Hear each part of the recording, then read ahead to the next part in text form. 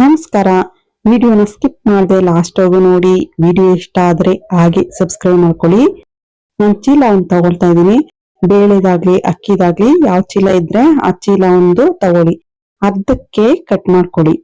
ಅಗ್ಲ ಜಾಸ್ತಿ ಇರೋದ್ರಿಂದ ಇನ್ನೂ ಒಂದ್ ಸೈಡಲ್ಲೂ ಅಷ್ಟೇ ಸ್ವಲ್ಪ ಕಟ್ ಮಾಡ್ಕೊಳ್ಳಿ. ನಾನು ವಿಡಿಯೋದಲ್ಲಿ ತೋರಿಸ್ತಾ ಇದೀನಲ್ಲ ಇದೇ ತರನೇ ಸ್ವಲ್ಪ ಕಟ್ ಮಾಡ್ಕೊಳ್ಳಿ. ಅಗ್ಲ ಬೇಕಂತಂದ್ರೆ ಅಗ್ಲ ಬೇಕಾದ್ರೆ ತಗೊಬೋದು. ಸೀರೆ ಆಗ್ಲಿ ವೇಲಾಗ್ಲಿ ಕಾಟನ್ ಯಾವ್ದಿದೆಯೋ ಆ ಬಟ್ಟೆ ತಗೊಂಡು ನಾವು ಕಟ್ ಮಾಡ್ಕೊಂಡಿರ್ತೀವಲ್ಲ, ಚೀಲನ ಬಟ್ಟೆ ಮೇಲೆ ಇಟ್ಬಿಟ್ಟು ನಾನು ವಿಡಿಯೋದಲ್ಲಿ ತೋರಿಸ್ತಾ ಇದೀನಲ್ಲ ಅಷ್ಟು ಒಂದೊಂದು ಹೊಲ್ಗೆ ಹಾಕೊಂಡ್ ಬನ್ನಿ. ಸೂಜಿ ದಾರದಲ್ಲಿ ಬೇಕಾದ್ರೂ ಹೊಲ್ಕೊಬಹುದು, ಮಿಷಿನ್ ಇದ್ರೆ ಮಿಷಿನ್ ಅಲ್ಲಿ ಬೇಕಾದ್ರೂ ಹೊಲ್ಕೊಬಹುದು.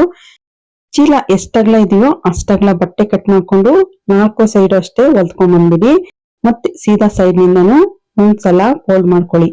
ಫೋಲ್ಡ್ ಮಾಡ್ಬಿಟ್ಟು ಓಪನ್ ಇದೆಯಲ್ಲ 2 ಸೈಡ್ ಮಾತ್ರ ಹೊಲ್ದ್ಕೊಳ್ಳಿ. ಕಾಟನ್ದು ವೇಲಾಗ್ಲಿ ಸೀರೆ ಆಗ್ಲಿ ಯಾವ ಬಟ್ಟೆ ಇದೆಯೋ ಅದೇ ಬಟ್ಟೆನೆ ಚೀಲಕ್ಕೆ ಹೊಲ್ದ್ಕೊಂಡ್ ಬಂದಿದ್ದಾದ್ಮೇಲೆ 2 ಸೈಡ್ ಮಾತ್ರ ಓಪನ್ ಇರುತ್ತಲ್ಲ, 3 ಸೈಡ್ ಇರುತ್ತೆ, 1 ಸೈಡ್ ಹಾಗೆ ಓಪನ್ ಇರ್ಲಿ, 2 ಸೈಡ್ ಮಾತ್ರ ಹೊಲ್ದ್ಕೊಂಡ್ ಬನ್ನಿ.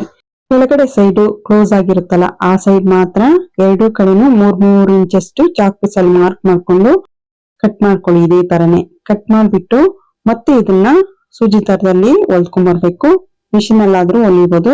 ಹೊಲ್ದ್ಬಿಟ್ರೆ ಈ ತರ ನಾವು ಮಾಡ್ಕೊಳ್ಳೋದ್ರಿಂದ ಬ್ಯಾಗು ಅಷ್ಟೇ ನೋಡೋದಕ್ಕೂ ಚೆನ್ನಾಗಿರುತ್ತೆ.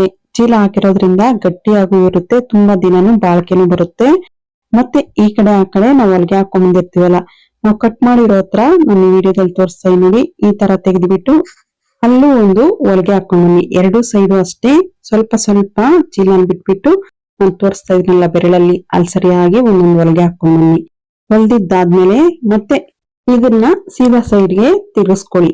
ತಿರ್ಗಿಸಿದ್ದಾದ್ಮೇಲೆ ಚೀಲದಲ್ಲೇ ಇನ್ನೂ 1-2 ಪೀಸು ಸ್ವಲ್ಪ ಸ್ವಲ್ಪ 1.5 ಇಂಚಷ್ಟು ಅಗಲ ಒಂದ್ ಸ್ವಲ್ಪ ಉದ್ದ ಕಟ್ ಮಾಡ್ಕೊಂಡು ಬಟ್ಟೆನೂ ಅಷ್ಟೇ ಕೊಟ್ಬಿಟ್ಟು 2 ಪಟ್ಟಿ ಮಾಡ್ಕೊಳ್ಳಿ.